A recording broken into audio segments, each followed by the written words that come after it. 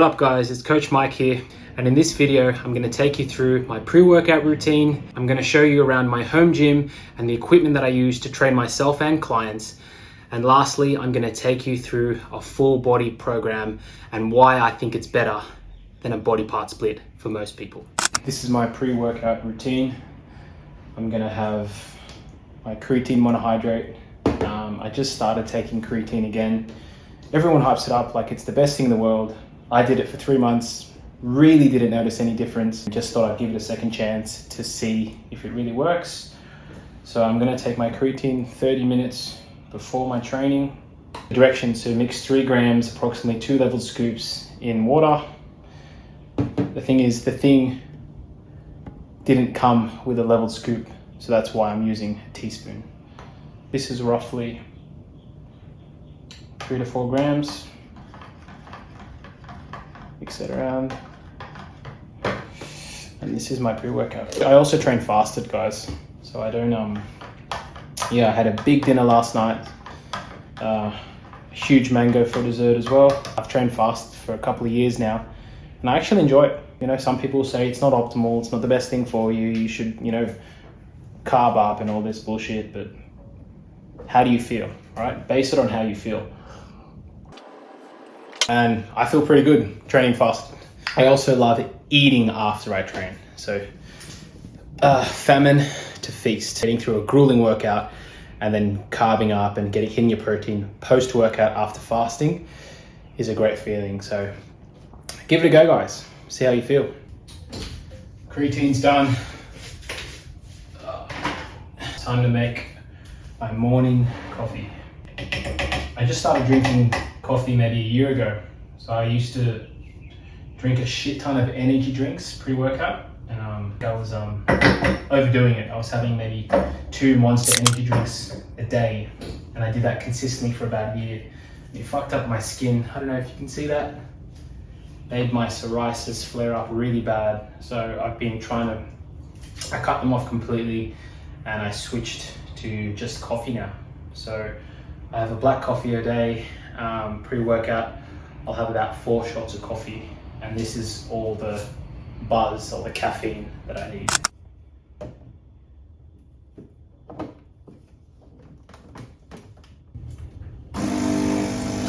Yeah, I just learned how to make this as well.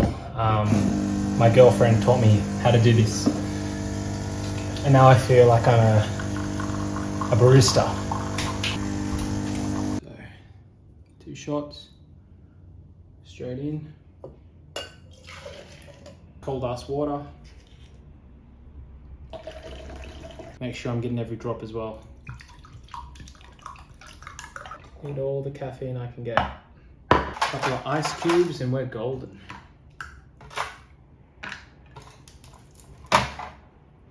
This is actually my morning routine and my pre-workout routine. I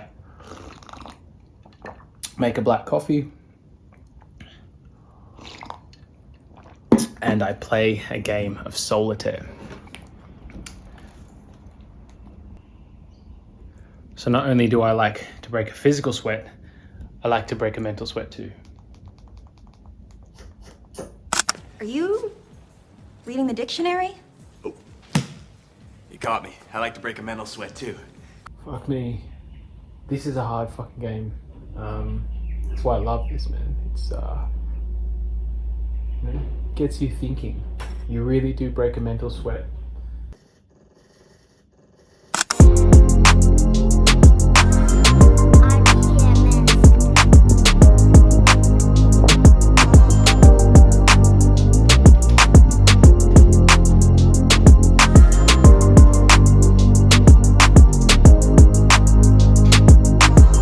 This is my little home gym setup. Let me give you a quick tour. Did boxing for 2 years, so I have a decent amount of boxing stuff. There's my little reception desk with my speaker and everything.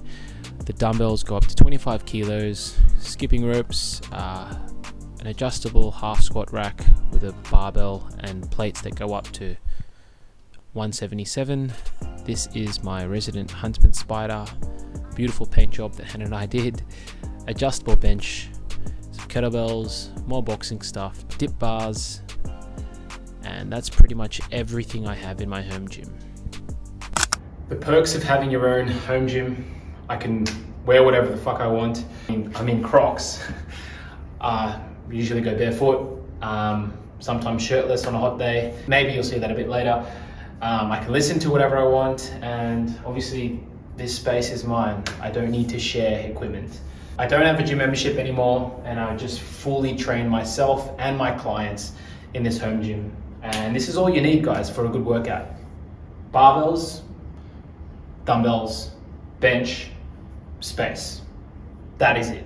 I have a minimalist style training approach. That's how I train myself and clients. The first exercise today is I'm starting with bench press, and it's always important to start with the hardest exercise first, okay? So you want to use all your energy on the hardest exercise. Before I do any pressing work, I like to warm up with some bands, okay? So get a stretch through the chest at the front and kind of fire up those upper back muscles. Do about 10 band pull aparts, and then I like to go over the shoulder. Oh, this one here is an epic stretch. So stretch out the chest, warm up the shoulder joint just a little bit. 10 of these. I've been benching or training for over 16 years, and I think having a good warm-up routine is essential for lifting heavy, but more importantly, lifting long-term.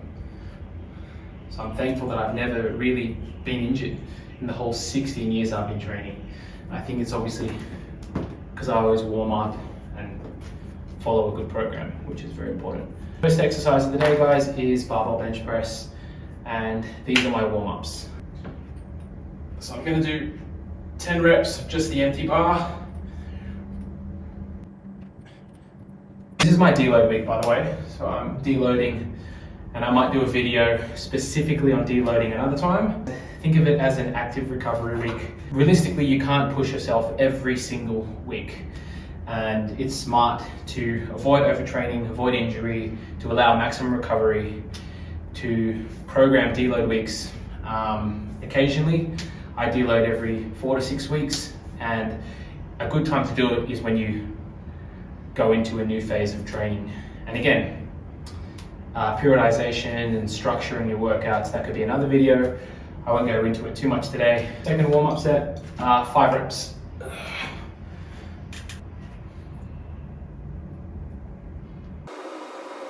And if you have noticed, I do a more powerlifting style bench press. So I get like that arch in my back. I lock in the shoulder blades. I drive my feet into the floor. This turns what already is a compound movement into more of a compound movement. So having that arch, really retracting the shoulder blades, using the bench to kind of grip in. I could do a tutorial on this one day. The safest position for your shoulder to be in compared to here. Also using this, you get a little bit more lat activation.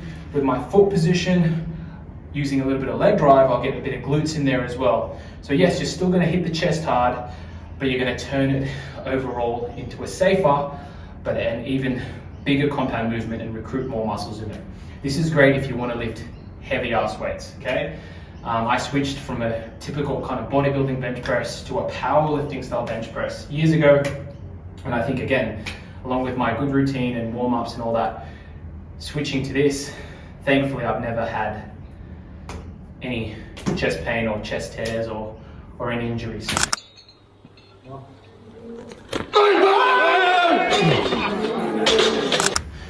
So second set's going to be 80 kilos. Let's see how this feels.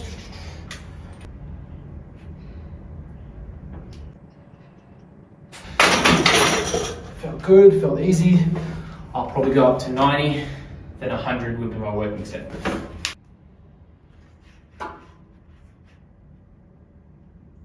Working set, 100 kilos. 3 sets, 3 reps.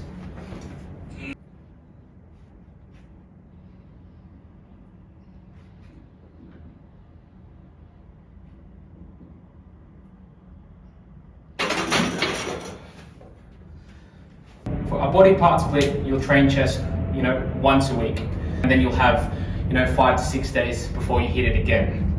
But the full body split, instead of training all those exercises in the same session, I spread it out over the week. I hit chest 3 times a week. So your chest is getting constant stimulus spread out over the week rather than all in one session, okay? This is good for frequency. Again, training it 3 times a week instead of 1.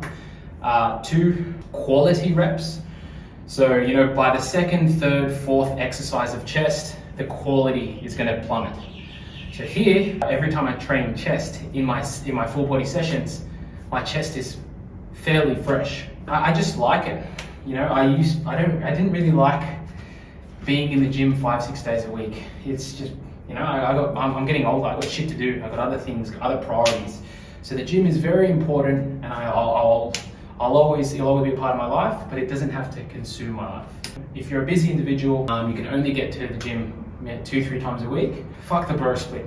I recommend full body for most people. But here's how I would split it throughout the week. One day is a heavy day, one day is a medium day, and one day is kind of a high rep day. So for example, today is my heavy day, even though it's a deload. So I work in the 3 to 5 rep range, for example. And then in my second day, I would work in maybe the 6 to 12 moderate rep range.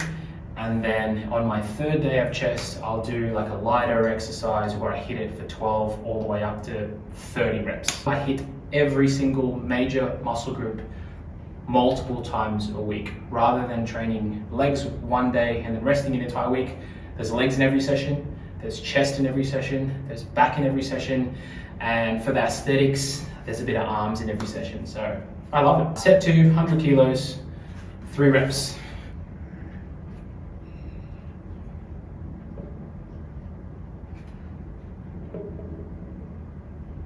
Rest breaks. I typically rest for maybe 3 to 5 minutes between my heavy sets, and maybe 2 to 3 between my moderate sets. Don't get too caught up on the time of how long you should be resting, right? What builds muscle is obviously the intensity and the overall volume, so how much weight you actually lifted. So a rest break really isn't that important in terms of building muscle and strength. If you feel you're going to get more, let's say I did this set and 3 minutes passed and I was completely gassed, resting another 1-2 minutes after that isn't going to do shit. It's actually going to benefit you more, okay? So rest breaks do very little for building muscle and strength. The overall volume, the overall intensity is what's going to determine whether or not you build muscle and get stronger. I'm going to squat barefoot. I used to squat with Nike Remilios, and that was when I was really into, squatting heavy and powerlifting and shit. But now I just squat barefoot. Warm up set with a bar. So I'm going to sit back really slow and controlled. Warm up for maybe 5 reps or so. And then, don't know if you can see that, but I do like a kind of like a low bar back squat again, which is from all the powerlifting and stuff that I used to do. And I focus on sitting back way more compared to a high bar.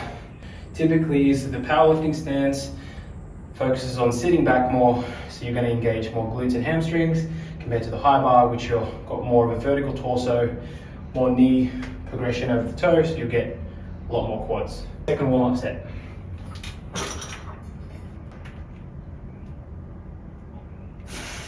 So this week I'm going to drop the weight and the intensity way down. 80 kilos working set, higher-ish rep range between 6 to 8, focusing on the eccentric. All right, so this is my first work set.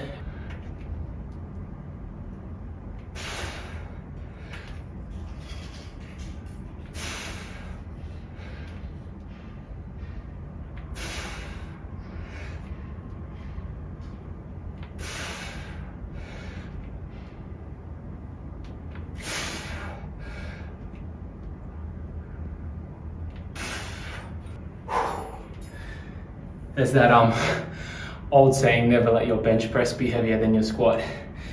But to be honest, I've been really trying to pump my upper body and just kind of maintain my lower body strength. So yeah, a a lot of the time I actually am benching more than I'm squatting and deadlifting. So, and I might do a phase where I want to build my legs back up, and I'll go maintenance, upper body, and heavy and progressive on legs. But at the moment, it's more about maintaining somewhat of a leg strength. First set done, 6 to 8. It's getting really fucking hot in here. It's summer in Australia, so it's 30 degrees, I think 32 degrees today. So fuck. I might turn the fan on, guys, because I'm dying.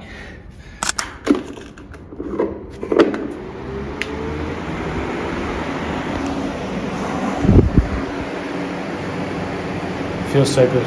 Whew. This is my AC. I usually structure my full body sessions like this. I do 3 compounds, 3 isolations, 3 times a week. You could do more compounds, you could do more isolations.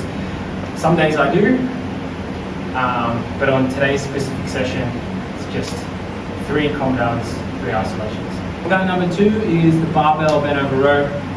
I'm going to go light on this one, working in the 8 to 12 rep range, focusing on the eccentric portion, full stretch at the bottom, as you're about to see, guys. I wanted to change up the angle for you. You're going to get, a decent amount of hamstring activation.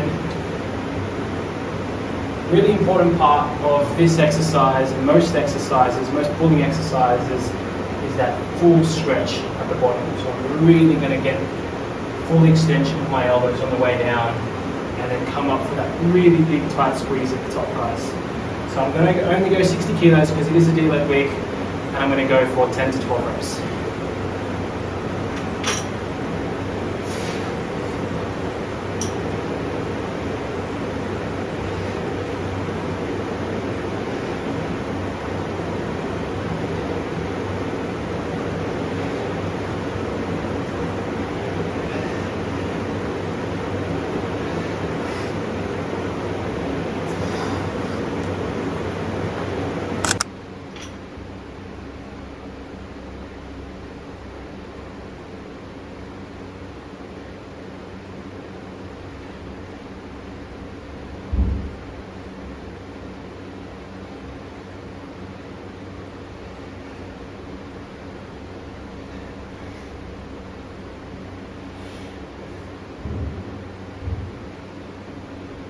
All the big compounds are done, and I'm going to finish with my isolation work. I'm going to do a tricep, so 3 exercises performed in a sequence. I'm going to do lateral raises, biceps, and triceps. Tip for shoulders, always implement some form of lateral raises, because for most people, like myself, shoulders are a lagging body part. You're going to get a lot of front delt with all the pressing, you're going to get a lot of rear delt with all the pulling, and those side delts are often neglected, and it just looks, aesthetically pleasing having a bit of a cap delt, so having that big boulder for shoulder. And I got puny delts. I've always had a bigger chest. So another thing with full body is that it forces me to train shoulders multiple times a week rather than just once. So I incorporate shoulders in every single session because it is a lagging body part. So exercise 1 is just going to be a lateral seated lateral raises. I'm going for 10 reps.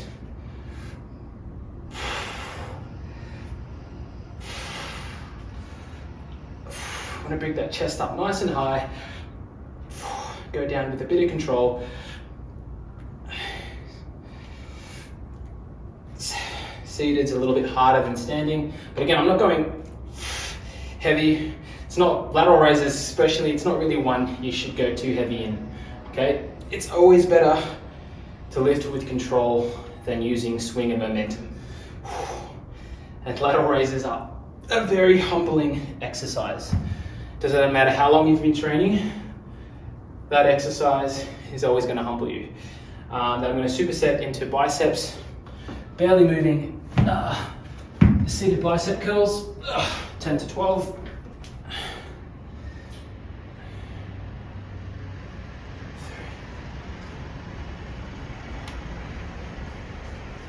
Getting that full stretch at the bottom. 6. Going for 10 to 12. 7.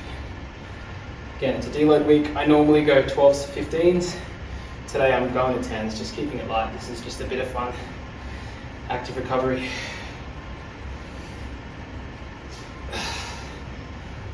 And then supersetting straight into dumbbell skull crushes. 10 to 12.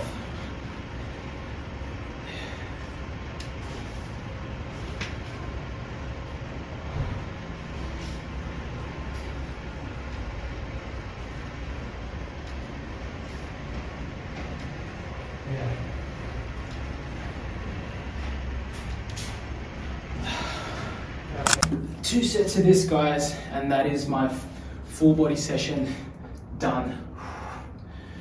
The session probably took a little bit longer just because I had to adjust all the cameras and all that. So normally this session would take me about an hour to do. So it's probably a bit longer now. But that's okay, I want to show you guys what I do so you can get to know me a bit more. 5, 6, I lost count, guys, but I'm assuming that was 6 or 7. 7. I'm just saying random numbers now. 8, 2 more.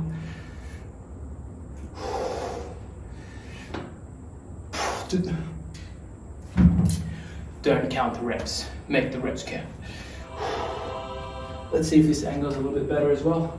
A bit more flattering. The other one was against the light, so you couldn't see shit. 10 to 12.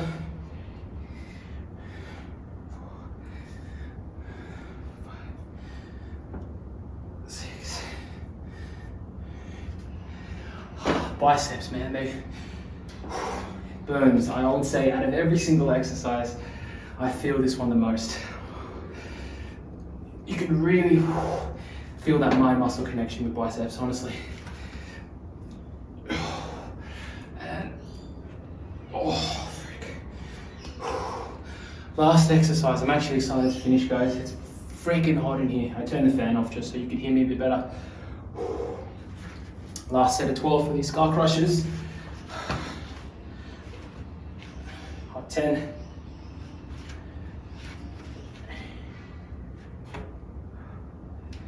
Focusing on the eccentric portion on the way down, getting a big stretch. Lower the dumbbells, literally beside your ears, get as low as you can naturally go. The elbows are fixed in this position, so I'm bending to 90 degrees and back up. We're not swinging the weights, okay? Let's go 2 more. There we go. That's today's video, guys. Thank you so much for watching. Please give me a like, comment, or share this page to anyone who you think will like it or find it useful. If you have any questions, drop them in the comments below. I'll get back to you as soon as I can. But guys, I'm going to be posting so much more on YouTube just because I've never done it before.